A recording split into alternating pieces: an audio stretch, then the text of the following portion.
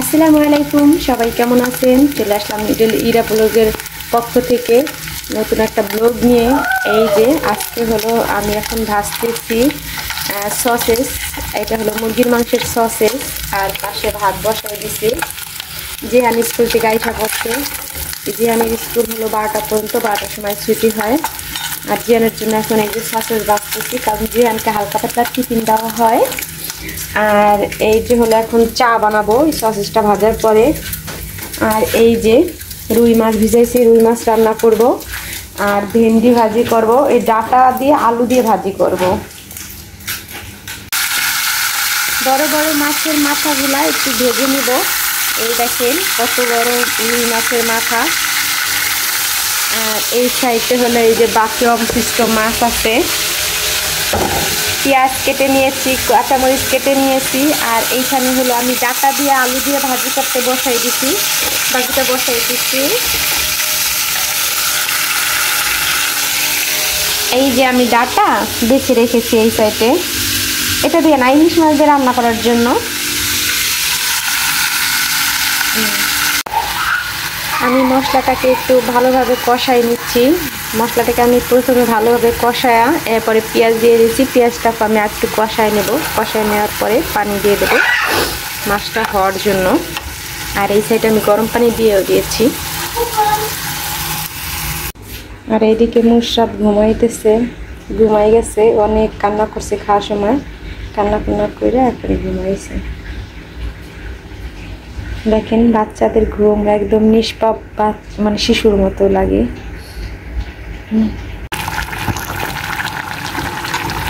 এই যে পানি দিয়েছি, মাছটা হওয়ার জন্য পানি দিয়ে দিয়েছি।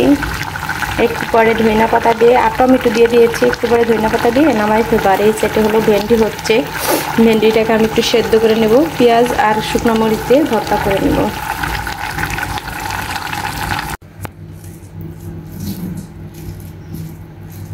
এই যে রুই মাছের মাথা ভুনা, তারপরে হলো এই ডাটা দিয়ে আলু দিয়ে ভাজি করেছি। আর একটু ভেন্ডি আবার জিয়ানের জন্য রাখিয়ে দিয়েছি, কারণ জিয়ান মরিচ খাইতে পারে না, ঝাল খাইতে পারে না। আর এই যে ভেন্ডি ভর্তা, আমরা কিছুদিন যাবত ভেন্ডি ভর্তা খাইয়া লোভ পাইছি অনেক, খালে আমাকে এই ভর্তাটা অনেক মজা লাগে। এটা ছাড়া কিছুই বোঝে না আমার জামাই, এমনি খালি ভেন্ডি ভর্তা করে দিতে পারে। আর আসলেই মজা অনেক, তাই না?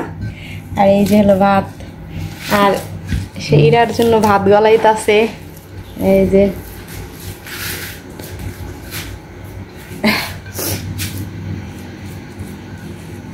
দায়িত্বশীল বাবা নাকি? ওই দিন লাগবে না, এগুলো দাদা থাক। ওই ডাটা মাটা একটু শাল আছে। দায়িত্বশীল বাবা, খালি মেল লেগে দায়িত্ব পালন করে, পোলার বেলায় কিছুই না, পোলারে আদর করে না, খালি মায়ারে আদর করবে। ভাত মাখাই খাচ্ছে, আবার একটু জোর নাটকে জাল বলে আবার কালার দরকার আছে, পেটের মধ্যে যাবে কালার বুঝে। এই যে মুশরাত এখনো ঘুমের থেকে ওঠে নাই।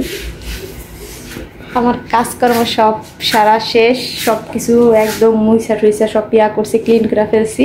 এখন ঘর ঝাড়ু দিয়ে গোসল করবো, তাইলে না। আর এই যে আমার জামাই এত কিছু করবো না, এই যে টেবিলে একটু ভাত মাখাইলে আমার আগাইবে কি কামে সাহায্য করবে কি, তার চেয়ে আরো দ্বিগুণ আমার ই করে রাখে। দেখেন টেবিল পরিষ্কার করে গেছি, কি করছে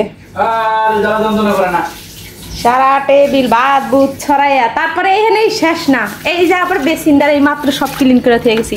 এই বেসিন এখন তলাই দে নষ্ট করে, আমার খালি দ্বিতীয় 3-4 বার করে খাড়াইবে এই প্লান বুদ্ধি।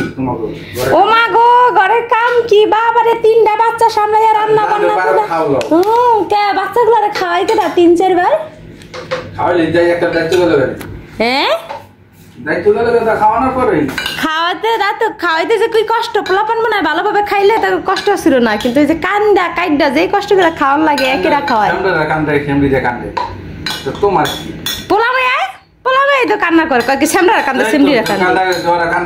খাওয়ার লাগে 3-4 বেলা। এই যে রান্না করতে আইলে খালি রান্নাই, ঘর উলায় থালা বাটি দুনিয়া, এটা দিতে ওটা দিতে সবই তো করতে। এর মধ্যে আবার পোলাপান্ডি ভালো মনে হয় তা কি পোলাপান ভালো না? আল্লাহ গো, আমরা জীবনে কোনোদিন একটু প্রশংসার মুখ পাইলাম না। মায়া জীবনটাই কষ্টের। এত কিছু করলো, খালি কি এটা করছে, কি ওটা করছে, হ্যান করছে নি, ত্যান করছে নি। বাবা খালি এডুই নিজেরা কামাই করেন, হেতে আমরা বেশি খাটি বাসায়। আমরা যে একেবারে পোলাপান্ডিরে খাইডা খুইডা খাওয়ায় ঠাওয়ায়, আবার জামাই লেগা চিন্তা করি জামাই কি খাইবে, কোনটা খাইলে ভালো হইবে, তাও একটু মূল পাইলাম না, মূল্য পাইলাম না, জীবনে পাইলাম না। যাও ওই যে ইরারে খাও, আগে খাও। ইস, আপনি না দায়িত্বশীল বাবা। আমি কি খাই? দেখো খিদা লেগে যায় নিজের ইয়াকে, পোলাপানটা খায় কি, এলোকের বাসায় ঢুকলেই খালি খিদা। এটা হলো জিহানের।